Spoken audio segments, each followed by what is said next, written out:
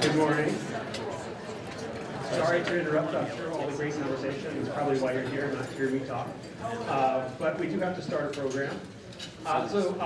They told me to introduce myself, so I'm going to do that.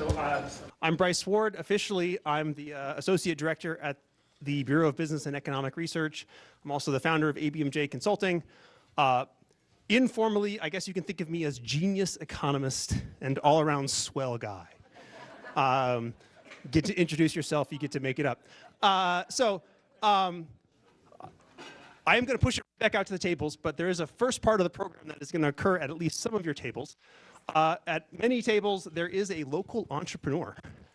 And we would love for, in the next 5 minutes, for that local entrepreneur to introduce him or herself to you and tell you a little bit about your story, so we can kind of launch ourselves into our theme today, which is entrepreneurship. So I'll be back in about 5 minutes. So go ahead, entrepreneurs, and introduce yourself.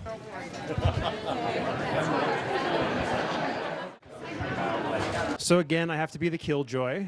I hope you've enjoyed learning something about entrepreneurs in Missoula. Yeah, that's what I'm wondering. But it's time to start here at the table. But so first, I'd like to introduce Jan Schweitzer. She's the chair of the board, and she's going to do some introductory remarks. So Jan, you want to come up? Put it back.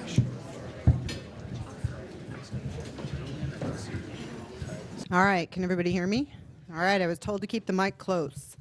All right, well, thank you, everybody. Welcome. What a great turnout. We've got a great venue for you today, over the next couple of days, actually. So in looking at your agenda, I'm sure you can determine that it's a really fun subject and really important and vital to the Missoula community.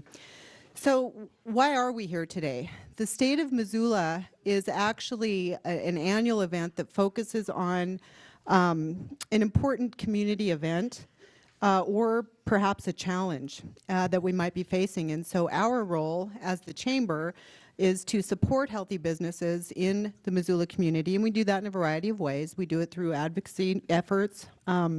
We do it through networking and connecting business people in the community. But we also, and more importantly, do it through collaboration. So that's a large part of what this whole session is today. So before we move into the meat of the program, I was actually supposed to do this first, so I apologize. If you could all stand up and help me with the Pledge of Allegiance, go through the Pledge of Allegiance, I would appreciate that. I pledge allegiance to the flag of the United States of America and to the republic for which it stands, one nation, under God, indivisible, with liberty and justice for all. So now you can say I worked out that cookie that I just ate. So before I turn it over to our title sponsor, I want to do a couple of shout outs for thank yous. First of all, this event would not happen without the time and energy and efforts that the Chamber staff put forward. It's a long process, it's a lot of collaboration, it's a lot of brainstorming, and a lot of coordination. So I would be remiss in not recognizing that. I also want to thank and recognize our visionary, our Chamber visionary members. We have, excuse me, First Security Bank, the Missoulian, the University of Montana, and Northwestern Energy. And today's event would not happen also without the sponsorships that enabled this to occur. So we're going to be hearing from our title sponsor, First Interstate Bank, and Tom Severson's going to be coming up and speaking in a couple of moments. We also have some other sponsors. An entrepreneur sponsor is Northwestern Energy, and then Friends of Entrepreneurs are Market on Front and Anderson-Zermulin. So thank you for allowing this to happen. Now I'm going to also do a shout out to the Chamber Board, my fellow Chamber board members. I've been very blessed to be part of a dedicated group of individuals this year who really are very passionate about seeing Missoula be on the map for businesses to thrive. And so it's really great to be part of a group that has that common goal. And so now I'm just going to go ahead and introduce Tom Severson, the market president of First Interstate Bank. Without their sponsorship today, this event probably would not have been able to occur at this high of a level. So we appreciate that. And Tom, would you come up and say a few words?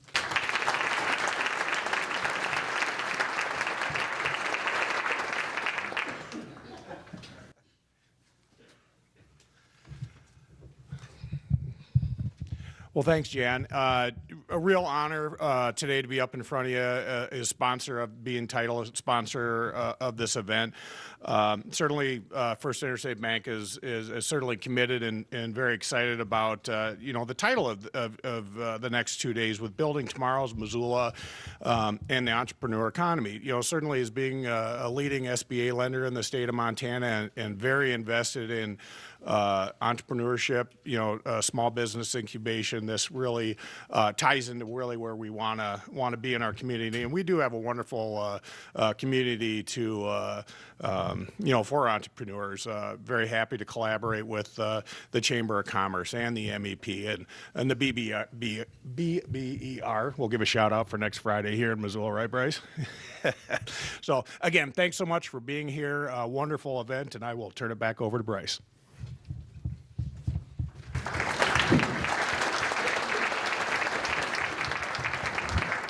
Thanks, Tom. So not only MC, I'm also the first speaker. So once again, I'll introduce myself, genius economist, all-around swell guy. As we put this program together over the past, if I recall, there were three main themes that kind of underlie why you're going to see what you're going to see up here today. First, we want to increase your understanding of the vital and essential role that entrepreneurs play in ensuring prosperity in Missoula today and into the future. Second, we wanted to increase your awareness of all the cool things that entrepreneurs are already doing here in Missoula, because it's kind of easy to miss sometimes. Last, we wanted to inspire. We wanted to inspire you to ask a question of, what's my role in creating a thriving culture of entrepreneurship here in Missoula? Now, for some of you, perhaps you're pre-entrepreneurs or nascent entrepreneurs. We want to push you to take whatever the next steps are. But most of you are probably not thinking, hey, I want to be an entrepreneur.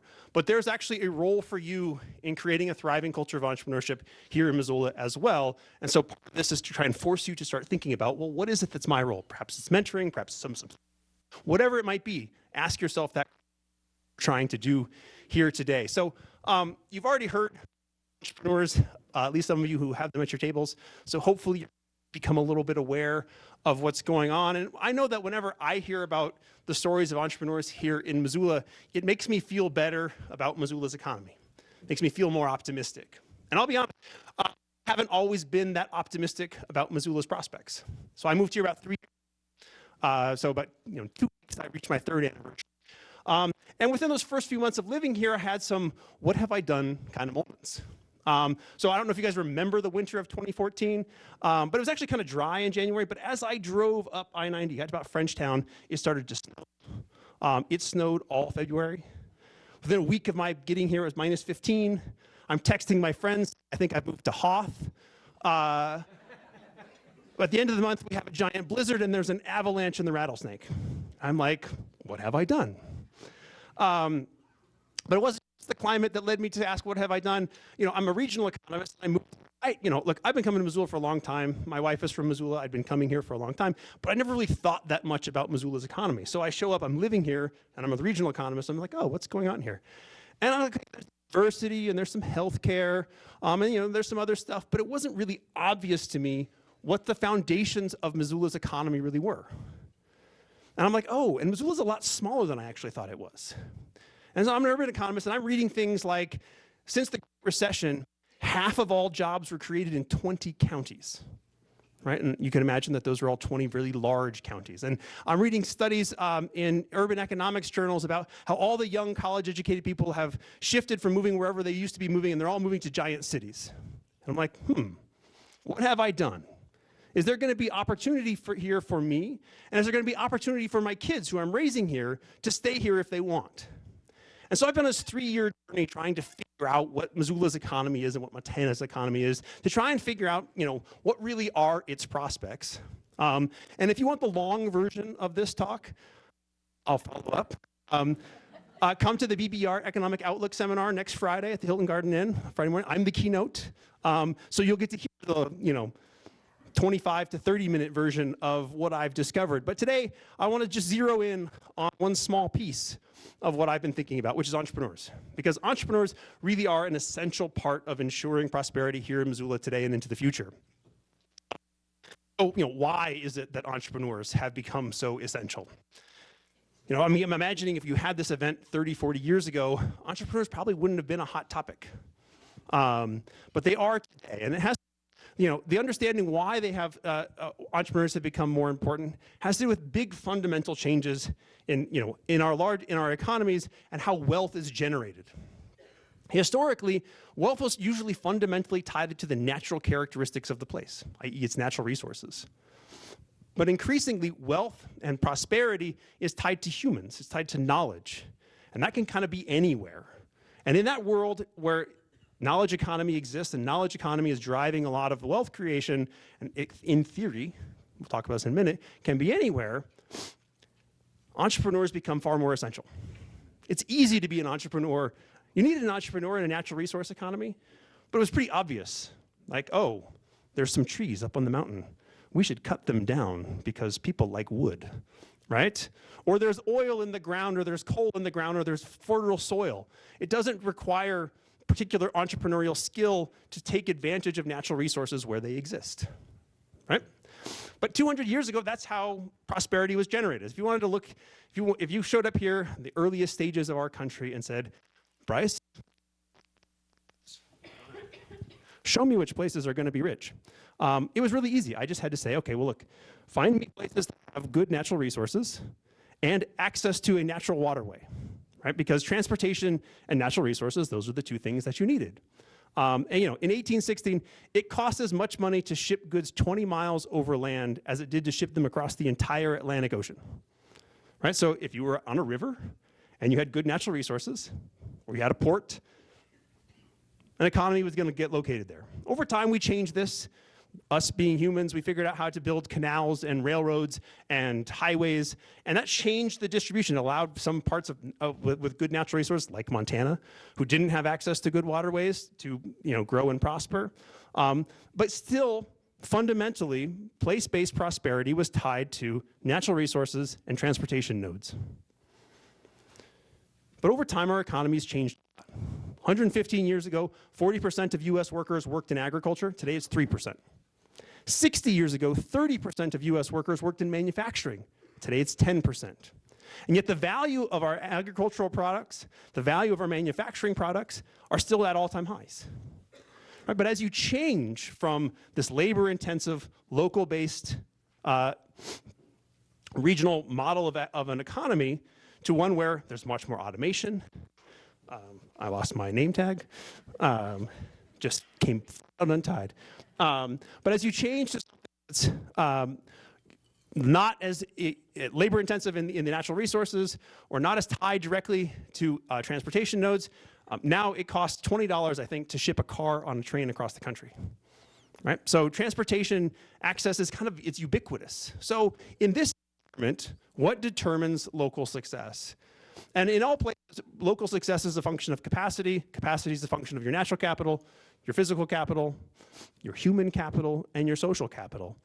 And those last two, human capital, the knowledge and skills of your workers, and your social capital, the relationships amongst people and the institutions and norms that govern those relationships, have become far, far more important.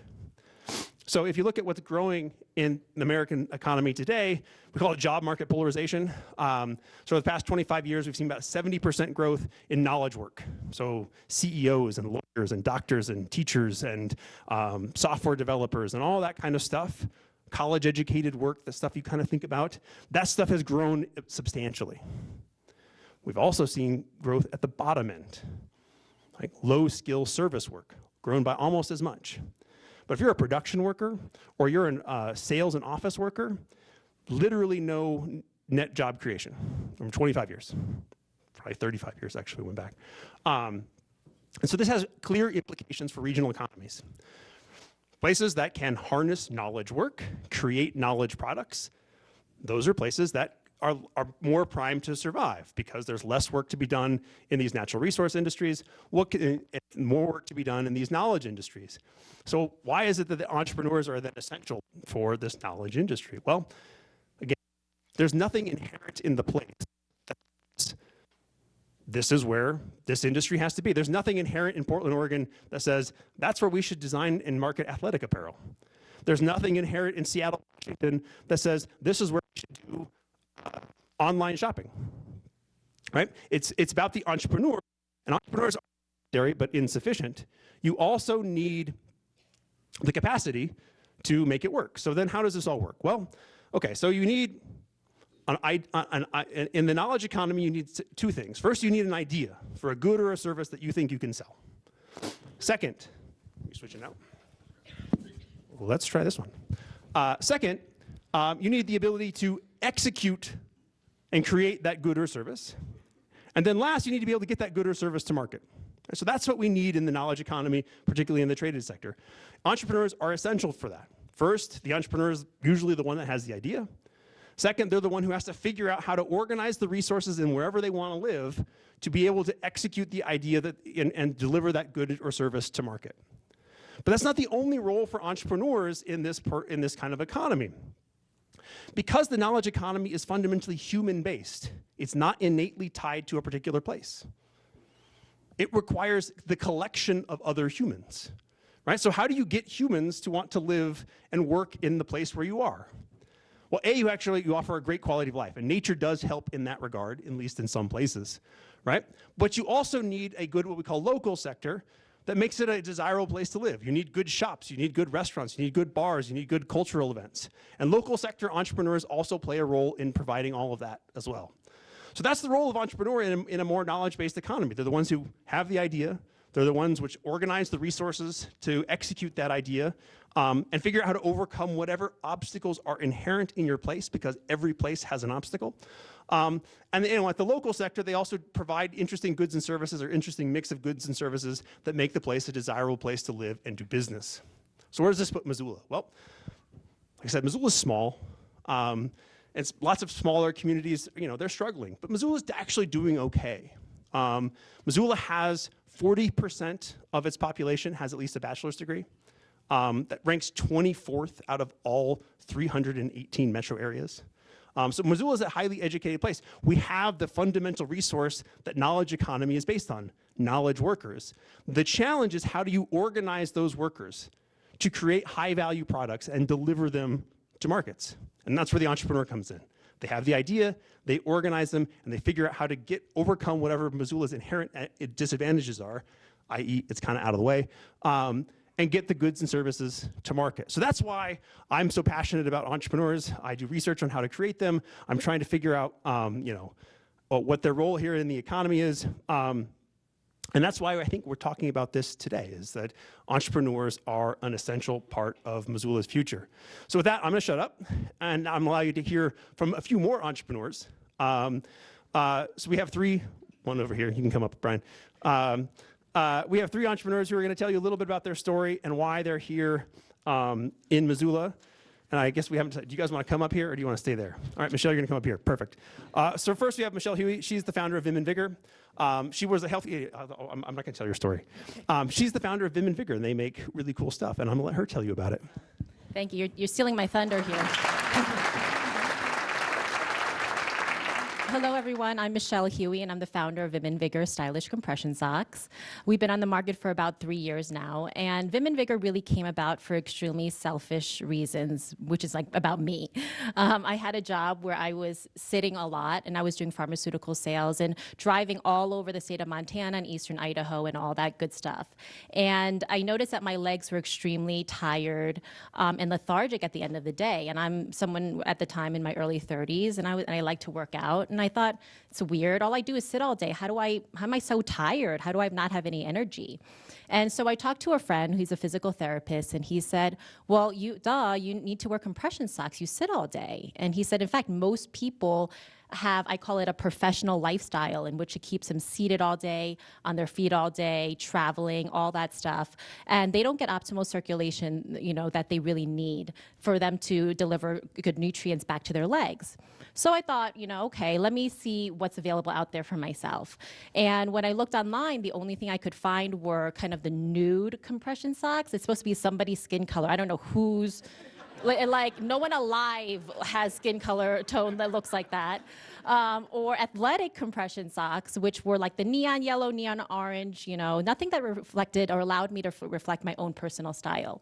So a light bulb went off, and I said, wow, if someone in my early 30s has a need for something like this, I'm sure that there are hundreds or thousands of other people that have a need as well. And after that, I kind of became obsessed with wanting to start this business. I wrote like a 14 or 15-page business plan, and actually got an SBA loan through Wells Fargo to help fund it. Found a manufacturer in Taiwan, and fast forward 3 years later. Last year alone, we sold over 100,000 pairs of compression socks. We're in about 700 plus retail locations nationwide, as well as Canada, Japan, Hong Kong, and our plan is to really expand globally. I would say a majority of our business, is really outside of Montana, though one thing that's amazing about Missoula and the community is that they are so supportive of entrepreneurs. They're so supportive of the brand. And I actually recently did an analysis looking at my online sales, and Montana is up there, which is crazy, and then Texas, and then New York. And Missoula's up there, along with LA and New York. So it's just, such a supportive community, and with amazingly smart, talented people. I think that's the one big thing about starting a business here. And there are resources, because there are not that many people who have these type of startups here. I think that there are actually more resources because of that. If I were in a town like New York City or Seattle or Portland, I would get lost. I'd be one of thousands of other startups trying to get funding, trying to get some type of mentorship. But I've had so many people reach out to me saying, how can I help you with your business? And I think that's one of the most amazing things about starting a company in Missoula. I think that's kind of my 5-minute spiel, and I think the rest is supposed to be really on kind of Q&A. So I'll kind of turn it back to the audience. Is that correct? No, so we're going to do questions later. So. Oh, okay. Okay. So that's my intro. Thank you.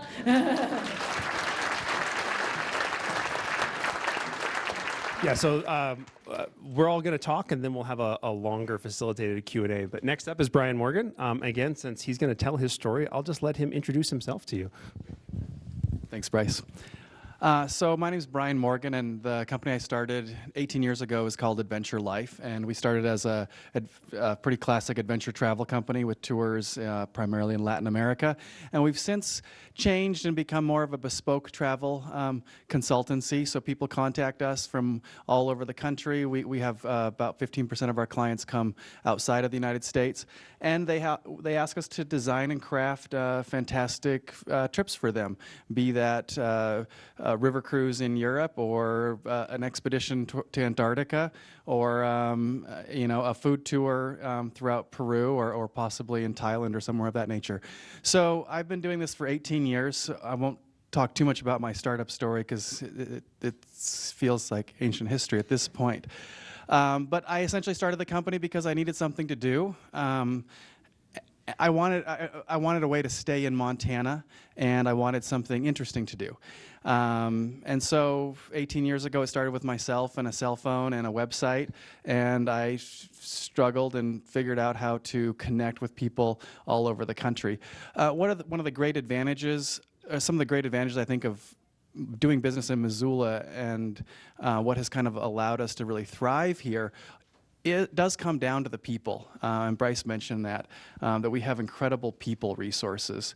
So we're a long ways away from markets, it's true, but the internet has really made anybody involved in information services, professional services, it's really made that world a very flat place, so we can be located hours and hours and hours and miles from any of our markets and our clients. And we can serve them with incredible quality services because we have access to incredibly talented people. Missoula's known in Montana. I'm from Montana originally. I'm from Havre. And of all towns in Montana, Missoula's known to be a place that's not quite Montana. It's got people that are incredibly well traveled, and we access those people. We hire them, and they stay around for a really long time. So I've got people that are return Peace Corps volunteers. I've got people who have had scholarships that have led them around the world for a year. I've got people that have done all kinds of student exchanges and just traveled widely through the world.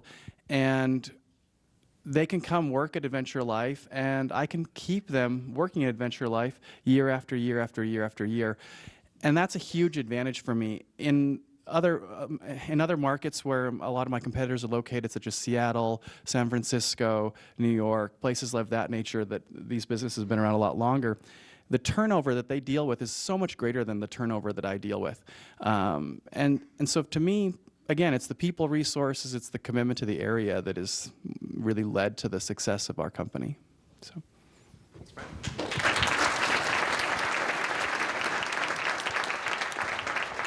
And our third local entrepreneur is Linda Miller. And again, she'll tell you her story. Thank you. Hi. Aren't we fortunate to live in such a beautiful place? In the spring of '79, I came to visit a friend. I grew up in Kansas. And the outdoors, the hiking, fishing, hunting, everything was so fabulous around here. By the fall of '79, I'd moved here. And in '80, I was very fortunate to get a job with the Old American Dental.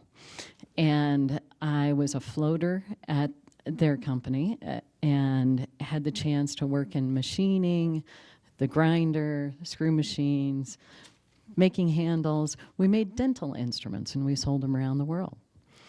And in '91, our company was purchased by a company out of Chicago, and it was moved out there. And so in '92, I was fortunate to be able to help start another company. And being out in the field, I realized there was a real need for dental instruments for change in our industry.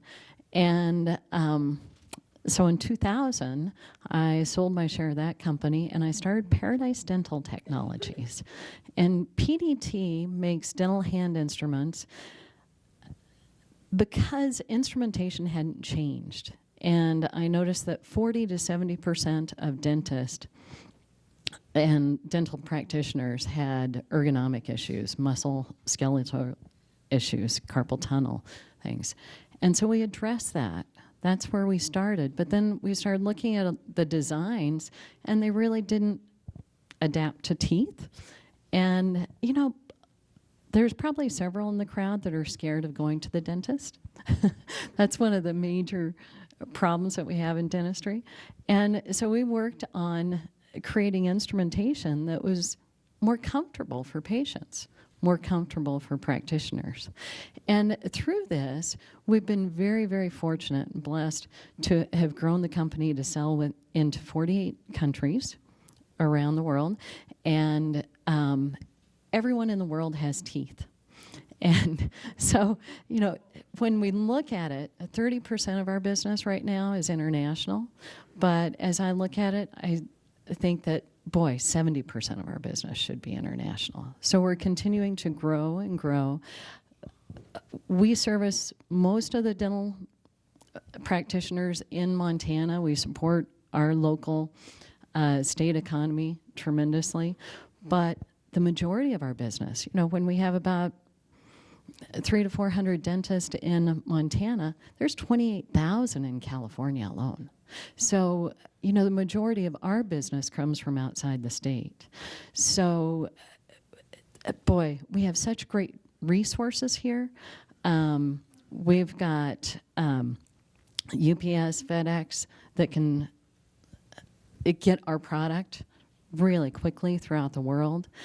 We manufacture here, and our people are probably our best asset of the company. You know, we've got to really look at our employees and we create profit sharing, we have good insurance, but when you really look at it, the employees, the people from Montana are our best asset. So we need to utilize those and grow them. People who started out in our production line are now our operations managers. It just continue to grow your teams, and there will be a tremendous payback. Thanks, Linda. So, between Michelle, Brian, and Linda, and hopefully the people at your tables, you're starting to hear some of the exciting stories. I knew none of these stories before I started working on this program. So, the thing that I find about Missoula is that, you'll go to some event, you'll meet somebody, oh yeah, they're doing this, and they employ 20 people or 30 people, and you're like, wow, that's amazing. So, there's amazing things going on here in Missoula. For our next speaker, we're actually going to go outside of Missoula, so we're not going to hold that against you, John. He's going to talk for a little longer. He's our keynote speaker. So John Hagmeyer. John Hagmeyer, he's the co-founder of Interactive Achievement, which was recently sold to Power School. It's an education software. He's going to tell you lots of stories. He's a very passionate entrepreneur. I've been on the phone with him now 4 or 5 times. So I'm not going to waste too much of your time by babbling about him. I'm going to let him tell you his stories and hopefully infect you with his passion for entrepreneurs and entrepreneurship. So John, you want to come on up?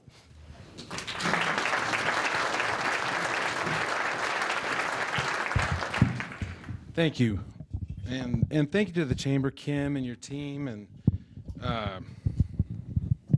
Missoula. And I'm just happy because, 1, I'm buying compression socks for on the way home.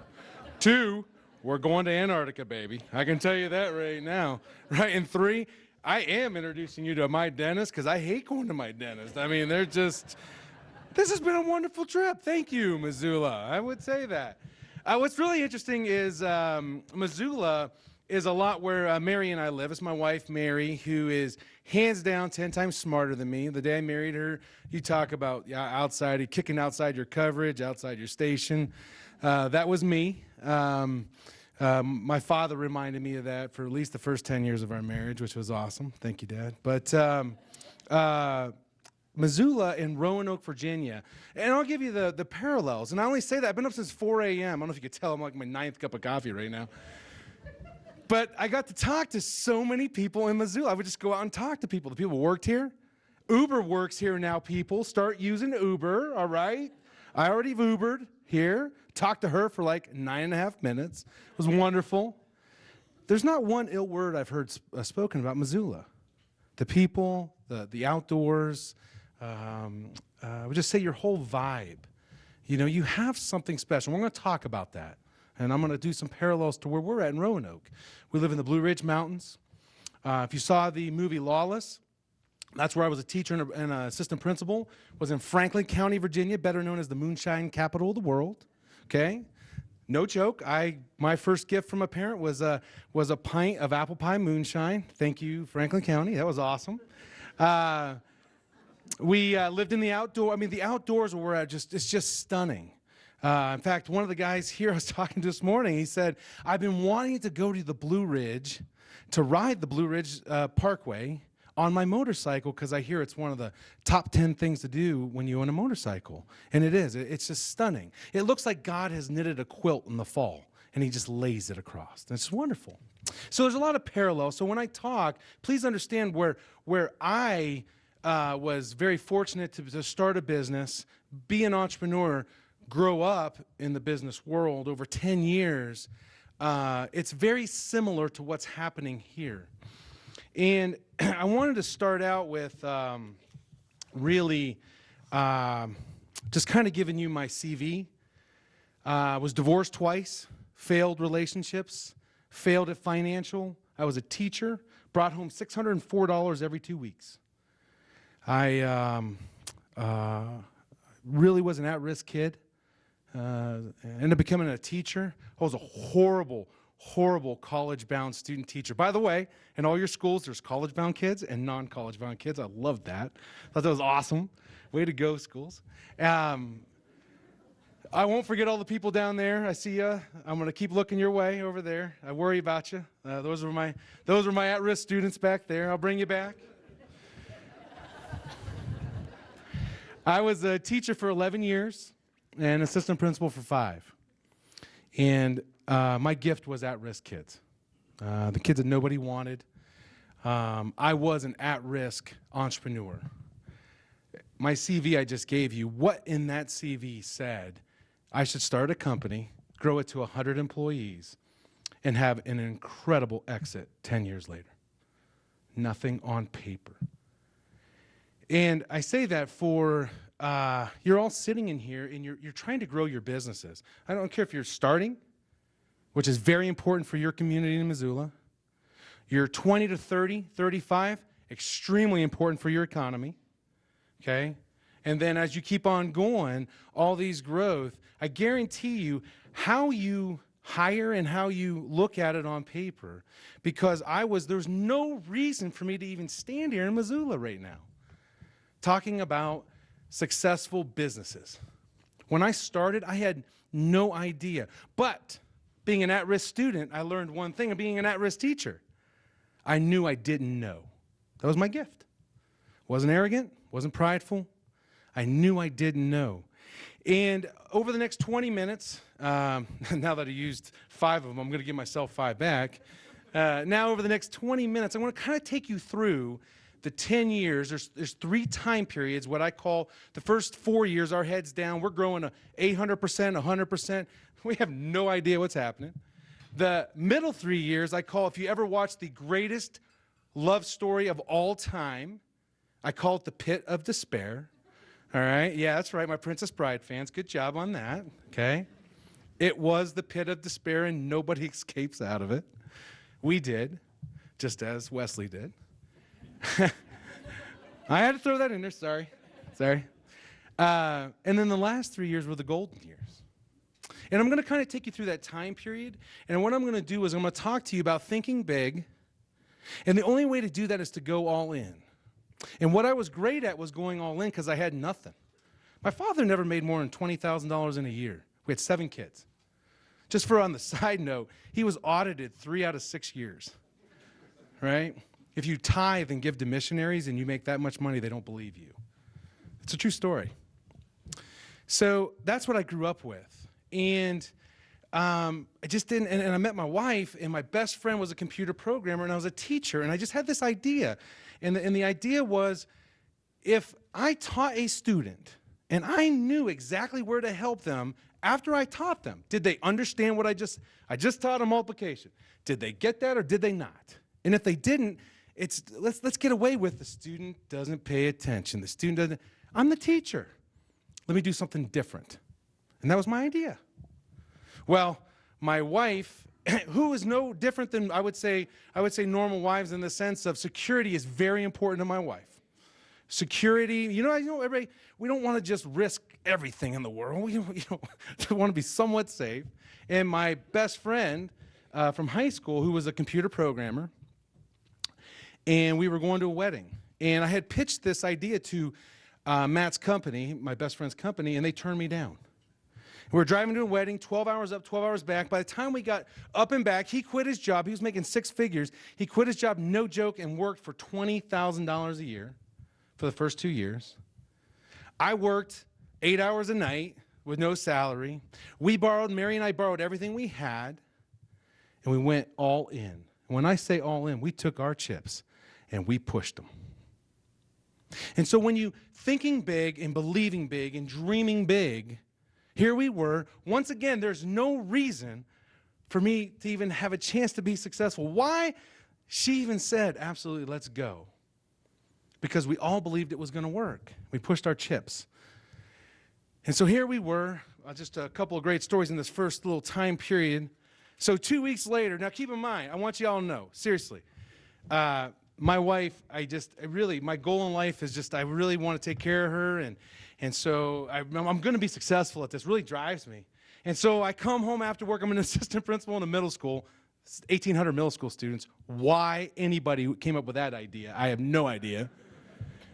Came home at 5 o'clock, and I went to my best friend's house, and I came through the door, and he's reading a book called .NET. This is 2006.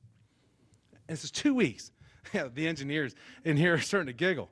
I said, well, why are you reading the book? He goes, well, I don't know how to program on the internet. I said, whoa, we just borrowed everything we had. He's like, yeah, I'll teach myself. I was like, all right, okay. That's a true story. What I didn't know is on paper, yeah, he didn't know how to program on the internet. On paper, yeah, he worked for his dad. But on paper, you didn't know what a savant he was and what kind of hard worker that guy was. And he worked 16 hours a day for the next year and a half. He built that on his own. Multi-million-dollar product. Never knew how to build on the internet. Didn't know how to do it. Taught himself how to do it from a book. On paper, we should not have been successful. So we move on, build this great product. We have our beta. Everything's going wonderful. We have no revenues. I'm taking time off. I love companies that give it away for free. I'm like, how do you do that? How do you do that? So we had I'm taking time off work, and I'm trying to pitch it. I'm a great salesman. Come on, I'm a pretty good salesman in my mind, all right? In my mind, I'm a great salesman. I got thrown out of 3 out of 7 rooms. It was wonderful. I didn't even get the pricing. It was terrible. Sitting on a couch in April of 2007, Warrington Road, Roanoke, Virginia. I can tell you the sun on the Saturday is coming through the Venetian blinds. And Matt and I were sitting on the couch talking about how we had questions that teachers could use to assess their students, sell those questions one time, and get as much money back as we could. So I wasn't such a failure. And my wife walked in the room. Miss Security herself. Single mom, took care of a mother who had Alzheimer's on her own. You want to talk about security? Sat down. We had $46,000 left to our name. And she said, do you believe in this? And I said, yes. She said, Matt, do you believe in us? He said, yes. And she said, we're going all in. We're going all in. Quit talking about quitting. What do we have to do? And I said, I can't sell it. She said, well, let's find somebody who can sell it. I had a teacher, great teacher. Quit, learned how to be a salesman for 1 year. I went to him. My wife had sold him a house. My wife's a realtor. Sorry, baby. That's what happens when you marry a C student. It's all right. She's used to it. We go through this all the time. So anyway, we went and sat down with him. The most not risk. He had never sold a thing in his life. He was a teacher, played football for Virginia Tech. And by the way, we have a world-class research university where we are Virginia Tech. I only say that because you have one. The University of Montana, right here. What a resource. So we really tap into that. Virginia Tech, here he comes, and we sat down with him, and I said, Jacob, how much money are you making right now? This is no joke. He turns to me and said, I'm making $46,000, John. I said, I can pay you for 1 year. It's a true story. I'm like, I wish I could make this up. It's not. He decides 2 days later to join us. Guy who never sold a software, anything in his entire life. Over the next 5 years, did $15 million in sales on his own. And on paper, nobody ever would have hired that guy. On paper, no. We pushed all in.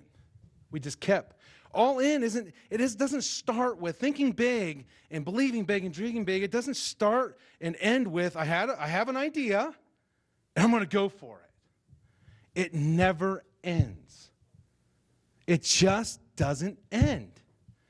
So, we're getting through the first 4 years. We're cranking. We go 800% in revenue from the first year to second year, 100% the next year. The third year, 2010, we did, I think, around 50%. I actually apologized in 2010 to our banker because we only grew 50%. And I thought every company grows 100% every year. This is no joke. This was right at the end of right in the middle of the recession. And he just looked at me and he said, you're the only company we have that's growing, John. You're good. We're happy. I was like, okay, all right. And so we come to the pit of despair. We're growing. we didn't think big in the sense of how do we build this thing. We grew so fast we were crushing ourselves. And we had to stop. I don't care if you're a technology company. I don't care if you're selling compression stock. I don't care what you're doing. You can grow so fast. You got to learn how to stop, pause, and kind of rewrite things, redo things. We not only did that with our product, we did it with our company. And I say that in the sense of how are we going out? Because what we learned in those first couple of years, those first 4 years, we hired employees who on paper, everybody in this room never would have hired. One of them was a vet tech, making minimum wage, built out our whole support system. We had 100% retention with our clients. 100%. We never rebuilt. We built. That's what we did. Had another one worked on a bagel line. Just got a text from him. He was a student of mine in high school. Never went to college. Just texted me. I'm sitting with the president of Virginia Tech. This is the text. I'm sitting with the CEO of Carillion Healthcare, one of the largest healthcares in the country, on a committee here in Roanoke on how can we make this place a better place. And I was making bagels 7.5 years ago. Thanks. Thanks for believing in me. That kid's now a VP of operations, no degree. Now, we're talking about him going back again. You know, you should go back and further your education, so I'm not going to sit here and tell you any different. But on paper, these were the people we had. And so during the pit of despair, and it was, and I mean, we were rewriting the product. I had hired the wrong people. We were still growing a bit, but it was just horrible. Mary and I, our marriage was just, I'd come home and she would say, she wasn't there, she wasn't working there, and so she would say, but she was an owner. She had gone all in with me, and she would say, how'd it go today? And I was just like the biggest jerk in the world because I just didn't want to talk about it anymore. It was so bad every day to hear clients call us and tell us how terrible we were. It is. But you want to know something that I learned? The employees I hired went all in with me, and they were in just as much pain as I was. Don't forget that sitting at your tables. The people here in Missoula, maybe they didn't start your company, but the day they worked with you, they went all in with you. Don't forget that. So during that time, as owners, and Mary and I are going to talk about this tomorrow, a lot of this tomorrow in the panel sessions, we can really get in depth and you can really, really ask a lot of questions. Mary and I just came to this whole thing during the pit of despair right towards the end of it. I'm sitting with our pastor and my wife's telling me what a jerk I am to my pastor. And I don't know why. What am I doing wrong here? All of those things. I had employees, the same thing. I had to fire 2 friends I have family members who don't talk to me anymore. We almost went out of business twice during that time. And this is after growing 800%, 100%. Because what was happening in the pit of despair, what created the pit of despair, is we now had chips and we didn't want to push them all in. Because now I could really, really lose something. It doesn't end. It just doesn't end. And my employees, God bless them, are sitting there looking at me going, I went all in with you. Why won't you do it? Why is this person still here? Why aren't we going out and finding great people? So right at the end of the pit of despair to get out of it, and as we were moving out of it, I brought, during this time period, mentors and coaches because I didn't know what to do. And I sat at first, during the beginning of the pit of despair, I had 3, started with one big entrepreneur in our region, sat down with me. I bought him a beer, and he would listen. I said, this is pretty easy. $4.95, get some good counseling. He said, man, everything's going so fast. We need to get 2 more people. Two of the top businessmen in the community, they came in. So I bought them lunch now. All 3 of them, once a month. I met with them. Great quick story. And now we own Commonwealth Capital Growth Group. We're looking to invest into companies. And one of the guys who's with me, Russ Ellis, he's one of those mentors. And his first thing, this is great. Once again, on paper, being a C student the way I was, really was, 2.9 GPA. I'll give you my GPA. There it is. We sit down for our first meeting. I had sent out an email. And he comes down and he hands me this email. I've never met this guy in my life. All I know is he sold his company for like bajillion dollars, you know, in my mind, right? I'm like, wow, it's Russ Ellis, people. He hands me my email, and it's full of red marks. And I look at him, and he says, you are a CEO of an educational tech company.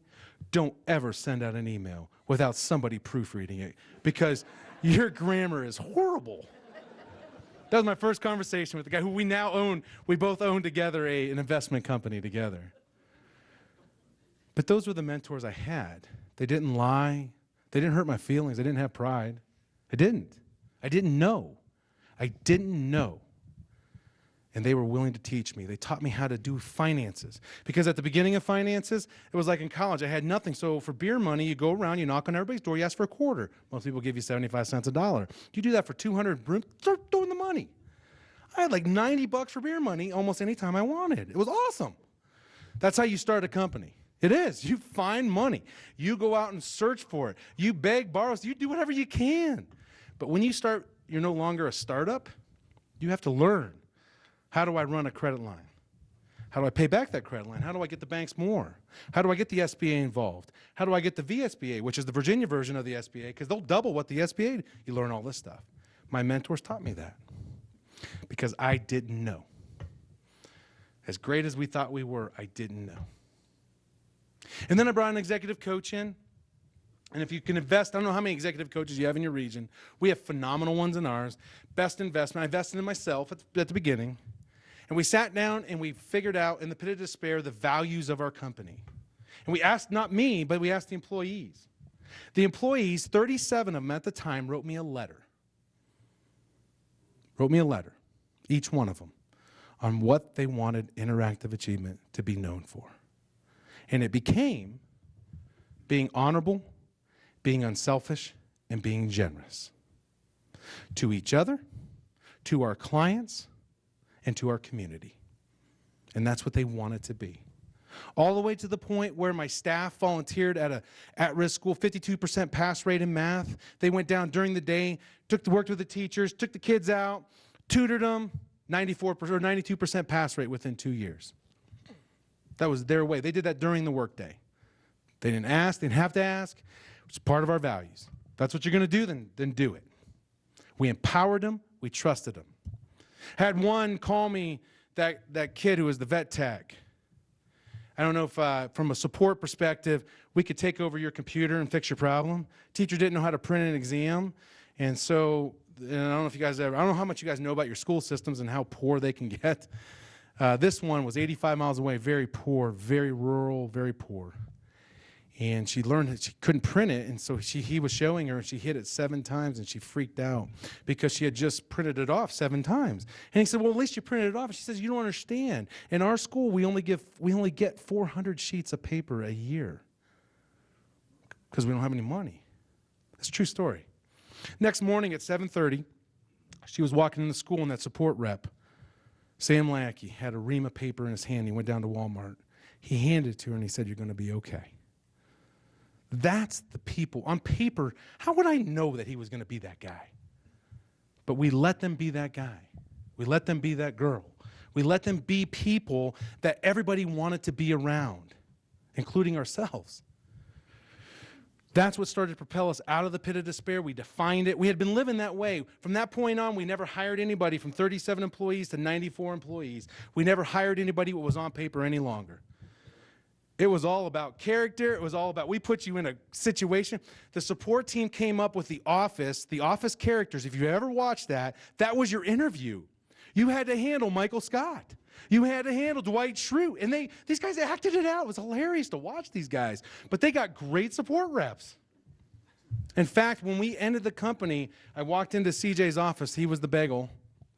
Walked in his, I know, that's how we define each other. Isn't that great? Walked into his office, he had 42 applicants ready to work for him into the support customer service area. 42. Amazing. Once they defined it and we started to hire, then we were ready to go. I came to an event like this. And once again, I didn't know We had just hired a board of directors. That's what kind of got Mary and I, and Matt and I were having problems. By the way, my best friend of 13, when we were 13 years old, I had to fire him. At least call him in my office to fire him. Worst moment of my life. Guy who had done more for me than most would even think about, but he was becoming such a hurdle in the business. And we're going to talk about this tomorrow, about how do you step aside. He ended up in the company with us. We're still best friends. In fact, at the time, Matt and I were having that, his wife is my wife's best friend. It gets really dicey here, people. They were buying the wedding dress for Becca, pinky swearing that their dumb husbands screw this up, they were going to stay best friends. That's a true story. Matt changed. I can talk about that more tomorrow. But we went through all that in a pit of despair. And I came to an event like this, and things were starting to lighten up. The rewrite was done. Our customers were excited. Employees were growing. We were investing. The executive coaches were now working with our directors, our VPs, our managers. We were investing back into our employee growth because we believed in our region. We didn't have to go find town hall. We could grow it. And this guy walks up to me. He's from London. He said, "Are you looking for an investment?" I said, "No. Who told you that?" And I'm like, "Well, a lot of people around here saying your company's really ready to take off. Do you have enough capital?" I looked at him and I said, "I don't know. How much capital does it take?" "I don't know. I've never been here." How much? I went to my mentors. They said, "No, you don't have the capital." I was like, "Okay, let me go back." "Hey, I don't have the capital." That's a true story. He says, "What would you think about taking on an investment?" So we went and talked, and you come again to this point. Do you go all in or not? And our worry was if we didn't, we would do fine. By the way, at this time, or within a couple years of this time, we're going to have 98% of the market in Virginia with 100% retention. We never lost one of them. We were great. We were like the greatest Virginia company ever. But we weren't selling outside of our state, and we weren't selling all over the world like we should have been. Do we go all in again? Do we think big? Do we continue that process? And by this time, we were ready to, and we did. And we took on a great investor. And he sat down with me, and the first thing he did is he said, "The people you have in charge on your executive team are not the right people. That doesn't mean you have to fire them. They're just not the next level type of people." And I said, "Okay." He said, "You're going to have to hire a CFO and a COO and a real time. And they're going to take you. I know you don't understand this. They're going to take you to that next level." So we started interviewing. And I'll bet you in Missoula, this conversation has happened as much as it has in Roanoke.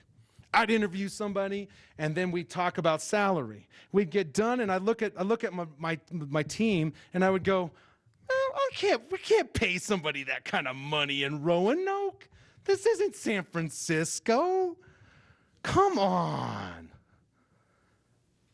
You get what you pay for. And people are the ones who generate revenue, not ideas. And when you go all in, you've got to go all in. And we took that hurdle and we took that step, and I hired for the next 2 years, an executive team, a COO, a CFO, a VP of sales, and I already had a VP of chief product and a VP of technology. They survived. 2 years later, from the time we took the investment to the exit to hiring those people, we grew 5 times in value. They were worth every penny I paid them and more. Wish I could have given them more.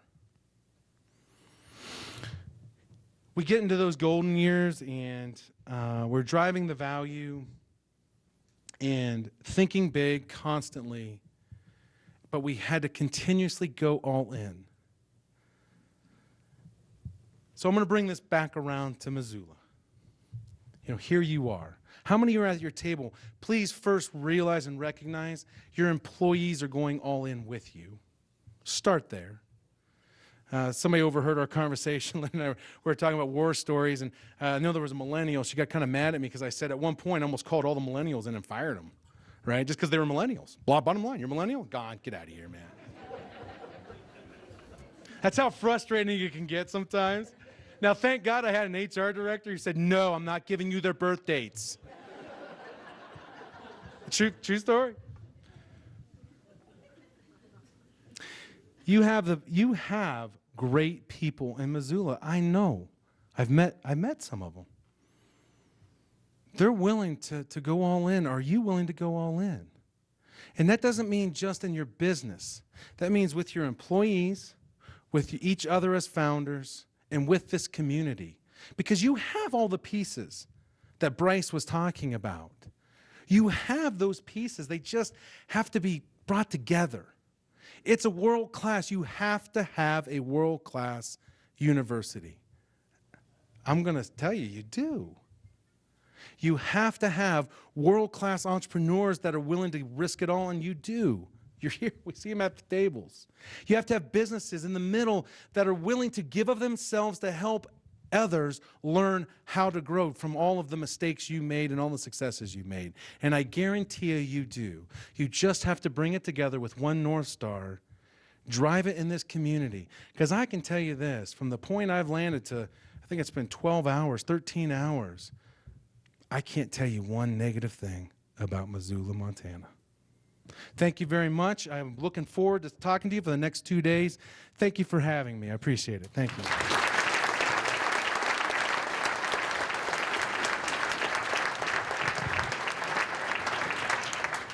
Thanks, John. That was great. Michelle, Brian, Linda, thanks as well.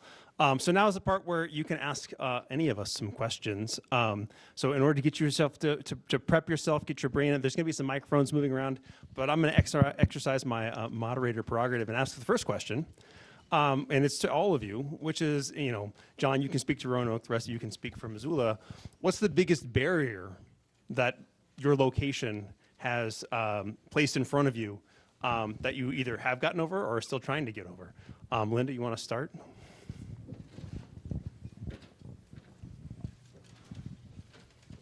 No, I had problems with this. Biggest barrier, I think originally I just needed more education and talking with mentors and guidance. When I was first starting out, I knew nothing about running my own business. And I went to First Interstate Bank and boy, they schooled me. They helped me tremendously, as well as Missoula Economic Development and the SBA and the Commerce Department, Montana Commerce Department and the U.S. Commerce Department were tremendously helpful. But frankly, I wouldn't be here today if it wasn't for First Interstate, because they took my hand and helped guide me through it. I started with a mill and a punch press in a 2-car garage in 2000. And, we're very, very fortunate now to be in 48 countries around the world. For me, it's probably being a long ways away from various organizations, museums, universities, different lifestyle magazines that have all sort of partnered with travel companies in the past 10 years to produce their own travel branded programs. And so rather than pursue those opportunities, we've just focused on what we do really well here, which is reaching out directly to likely travelers, likely consumers through our website and through our customer service. I would say for me, there are not a ton of similar type of companies where it's manufacturing like an apparel type product and selling it all over. So I had to learn a lot on my own. I didn't know what wholesale pricing was, retail pricing, distributorship, and I just had to figure it out, and I didn't really have. Another similar type company has gone through a lot of that to help guide me through that process. So it probably took a little bit longer for me to learn a lot of that. I think that's one. Another thing is I have an amazing team. They're really hardworking. They are wonderful. They're extremely passionate. But they don't have the skill set. So if I'm looking for a particular skill set within my company, whether it's operations and whatnot, I have to end up putting a lot more time and energy to try to get them up to speed because they just haven't done that before. So a lot of times, I employ the millennials. You know, most of my, I have about 15 employees, and 95% of them are millennials that don't have the experience, and so I have to spend a lot more of my mental energy putting that in. And to be honest, I don't know a lot. You know, I just know a certain amount of all these different departments within the company, and I can only get them so far. So my goal now is trying to hook them up with other people who are doing similar things, like operations. Hey, this other person at this other company is doing operations. I mean, I love to touch base with a lot of the local entrepreneurs, and maybe there could be a group of people who do marketing, you know, with small businesses, or people who do operations or do account management or customer service. Maybe they can share ideas, and that's what I'm trying to do now, because they need a community for themselves. One, I love millennials. I want that on the table. It was a rough day that day. I'm just saying that. I think the one thing that we ran into most, the biggest hurdle, it was when we really started bringing outside talent in. It wasn't the fact that we didn't have just a great company at the time. We had a great store. I think stories are really the sales of hiring people. We had all those things. It was if we got sold, if we went out of business, is there going to be a job in our area, in my expertise, at my salary level, or am I going to have to uproot myself again? So most people that were coming to our region, I will just say the other thing was financial, and we had great local banks. We had great local banks who really, really, really wanted to see us all create jobs. You know, and so they did all they could to really help us get there. So learning how to do finances was the other big hurdle. So, All right, questions from the audience? I've got a question for John. The millennial issue we've all had that day. yeah. What's the key to getting millennials to go all in on Yeah. So I'll repeat the question. What's the key to getting millennials to go all in on your company? You know, here's what I would tell you on that. The short answer. So I was willing to, no joke, take some harder classes and get a D in it because I was going to get an A in PE, and that would give me a C. I would have a C average, right? From a millennial perspective, it's kind of the same thing in the sense of, you know, to get them to go all in, we empowered them. They were part of the decision making, and I say that from whether it's the digital natives, the millennials, the Generation X, doesn't matter. We were really empowering them because here's what we learned, and I will say this to get them to go all in, is you can empower people and hold them accountable. That is actually possible. The problem is a lot of us, from a leadership perspective, don't want to hold people accountable, and that's not your employee's fault, right?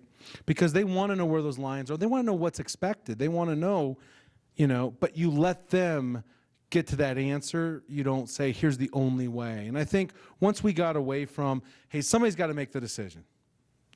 Business is not a kumbaya moment.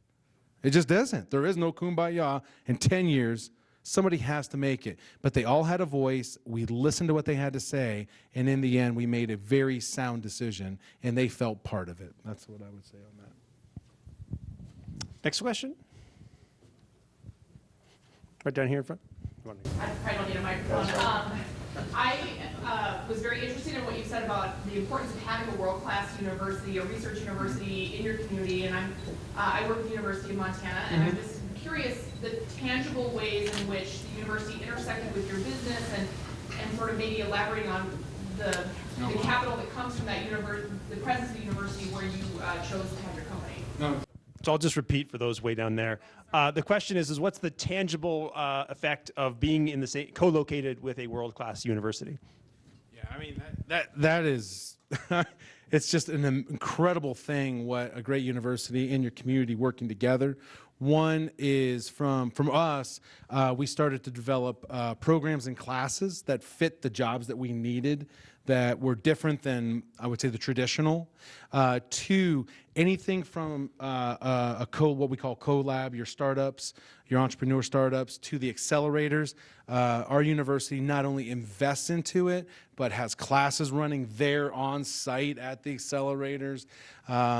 They've also partnered with one of the largest healthcare organizations and the research that's coming out. And it's all this whole community, like I said. It's this safety of if I work for you and it doesn't work, there's so many other jobs. And so that's what Virginia Tech, let me just say this, they've become very progressive on how the future looks, because, and I would just say this, guys, and you cannot say in Missoula, well, we can't do that in Missoula. You're going to have a lot of people saying that.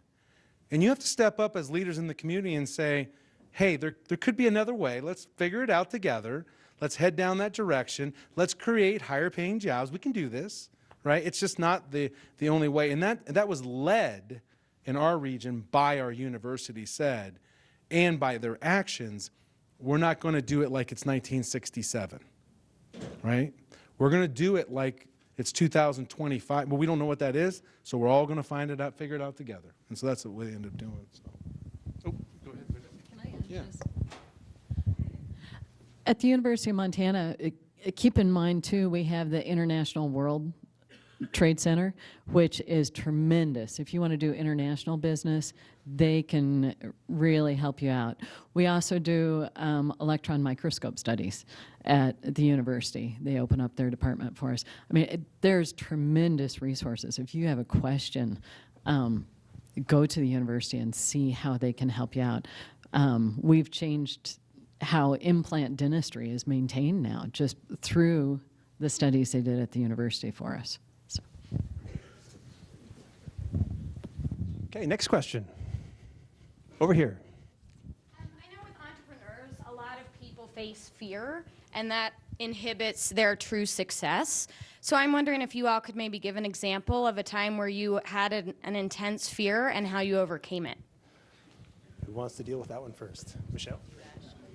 Like every day. 10:07 a.m. Yeah. I would say when I had to put a deposit down with my manufacturer, I ordered initially 10,000 pairs of socks. And I was like, well, it's a non-perishable item. I guess I could sell that in a couple of years and see how it goes. But it's really scary to wire tens of thousands of dollars overseas and hope you get something back in return. And it actually forces you, when you create certain milestones for yourself, to constantly overcome those fears. So you have one, and if you look at the end result, it almost seems insurmountable. But if you create these kind of little milestones, like, okay, get the loan, put the deposit in, find a manufacturer, and all of a sudden, before you know it, you have a business. So I think that's kind of how you can try to overcome some of those fears.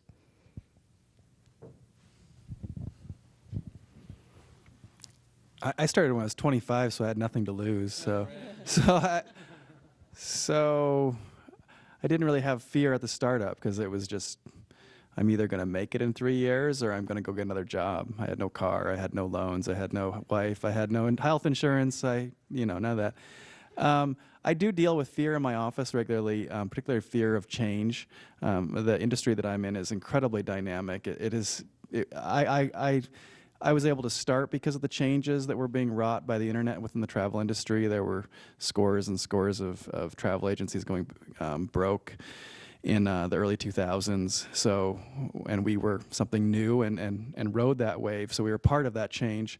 But as the industry continues to change and it's going through a massive upheaval on a nearly, for sure, monthly basis, I deal with having some of my leadership team and other people in the office face their own fears of change. And so it's about walking them through the forces that are buffeting us and looking to them to discuss ways that we can we can attack those we can face those changes and succeed in the next 10 or 20 years. In fact, just yesterday I got out of a meeting with my leadership team of what we need to become in the next couple of years to face the next decade. Boy, some of my original fears as we've grown, going from a garage to a pole barn to then the next bigger building. We're in 23,000 square feet now. And to go to the bank and say, boy, I really want to do this, but be depending on, okay, we're at 46 people. I really can't squeeze any more people in this building. So where do we go from there? That was a scary point when we put down a couple $1 million on a building, and sometimes you just have to take the leap of faith and get your team to move forward with you. I mean, it's constant. I mean, it's just the fear.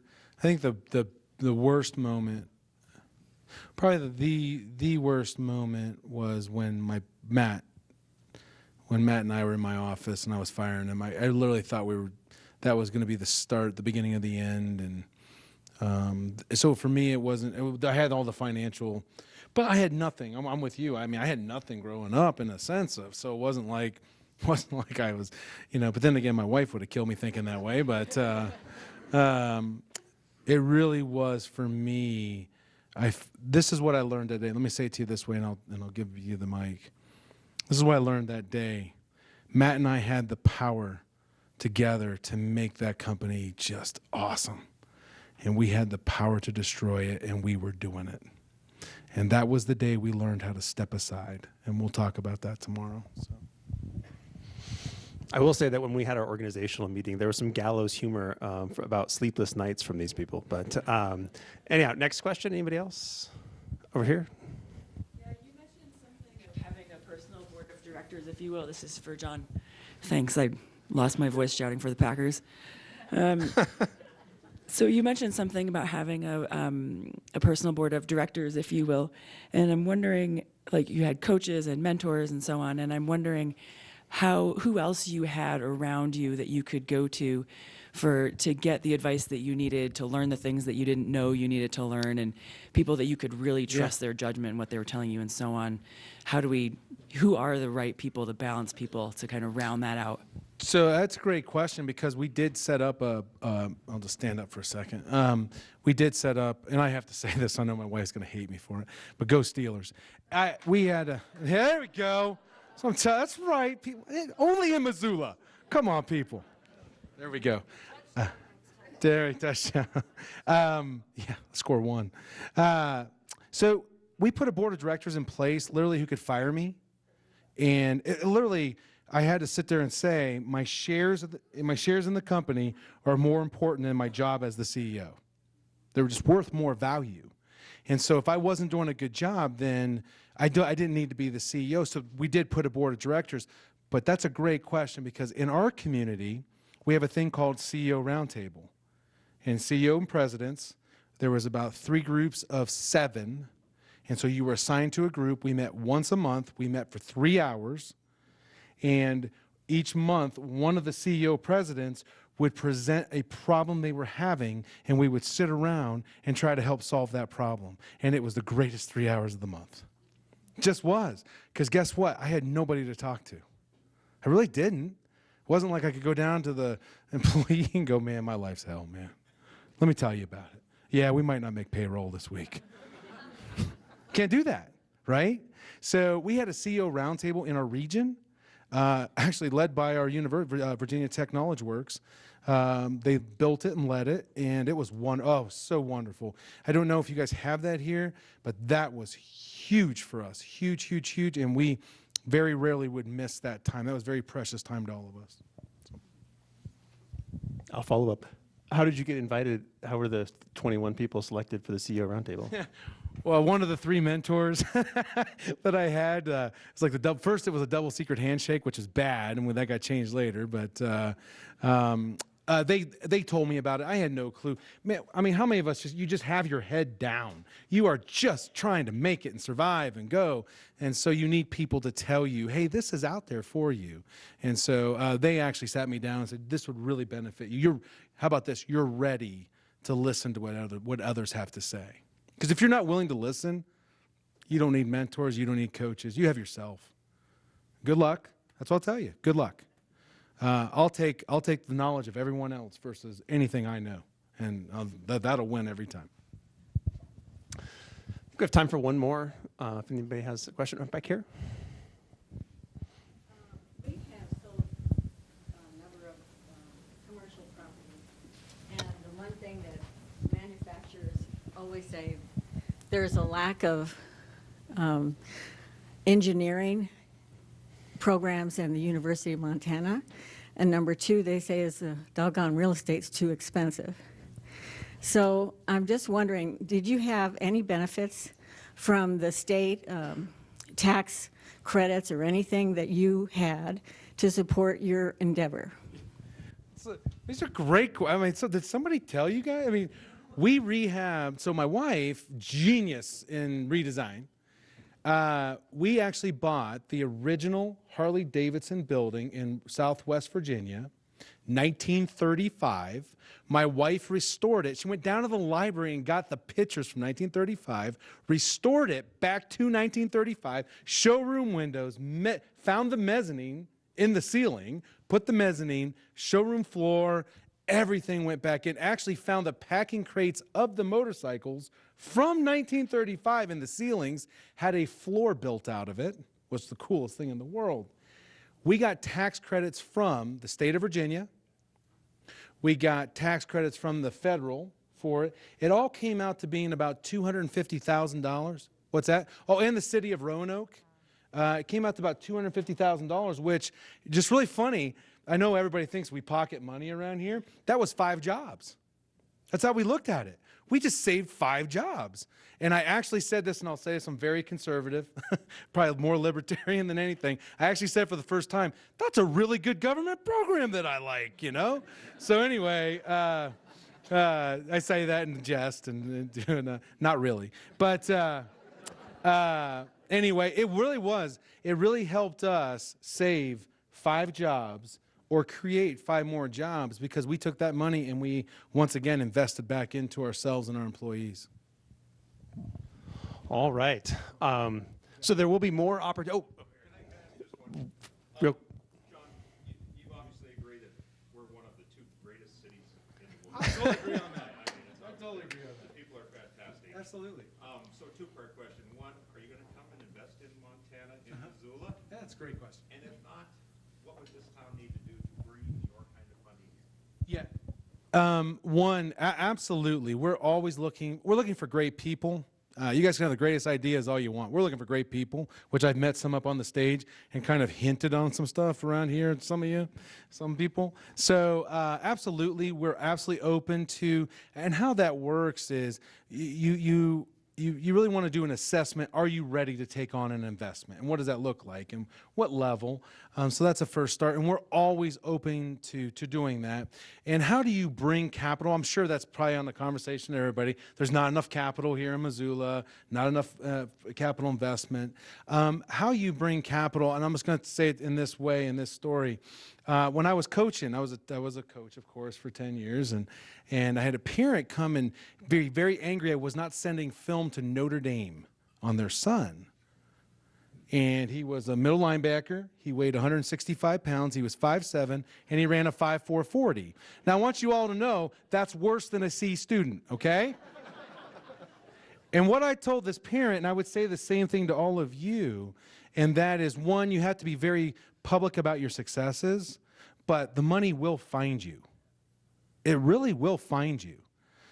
Just as Division I football players, if you're a Division I football player, it's not like they're not going to find, they will find you. So I would say, in fact, the list, Missoula was one of the top 10 cities on active people. Yeah, it was all on, what was it, honey? Okay. Thanks. No, I thought it was one of the national lists. Once you start getting on that, you start getting, I don't know how many of you are applying for the Inc. 500, 5000, right? How many of you are applying for your SBA Small Business of the Years? We were the Virginia Small Business of the Year, put us on the map, right? This is how people know who you are. So the more you do that in the community, if you set up, I would say this is something the chamber could do, is really help some of you. How do I apply for the Inc. 500, 5000? How do I do that? These are all things that they could do to really help. That starts to bring money here, and it will. And the more money that's invested in this region, as you can tell, these are jobs that are going to be created in your region, and that's just nothing but great for your economy. So. All right. Thanks again, John, Michelle, Brian, Linda, Mary, for making the trip and being John's foil throughout the whole day. This you do have an opportunity to hear some more, particularly from John. On the inside of your name tag is a schedule, and there's the schedule for today at the top. But tomorrow there's a whole day of events. Look at the titles. Check it out, see what you might want to come to. Come all day, come to whatever part. There are still some tickets available, so talk to chamber staff about if you're interested, how to get here. In addition to thanking the speakers, we also need to thank our sponsors again, as well as a bunch of people who helped put this together by finding various entrepreneurs and participating in the workshops. The Missoula Economic Partnership, Blackstone Launchpad, Good Works Ventures, the University of Montana, Hellgate Venture Network, Montana World Trade Center, MCAT providing a grant to film the event, and of course the DoubleTree. We all come here a lot, so it's always great when we come here. So just to finally wrap up, I'm going to take you all the way back to the beginning. So as I said at the beginning, there were 3 goals for today. We wanted to make you aware or knowledgeable about the essential role that entrepreneurs play in our community. We wanted to make you aware that there is entrepreneurship happening in your community. And last and most importantly, we wanted to inspire you to ask what it is that you can do to contribute to making Missoula an even better entrepreneurial community. So hopefully you've got some things to chew on, and you'll start seeking out the resources to kind of help make this a better, more entrepreneurial place. So thanks for coming, and I hope to see some of you again tomorrow.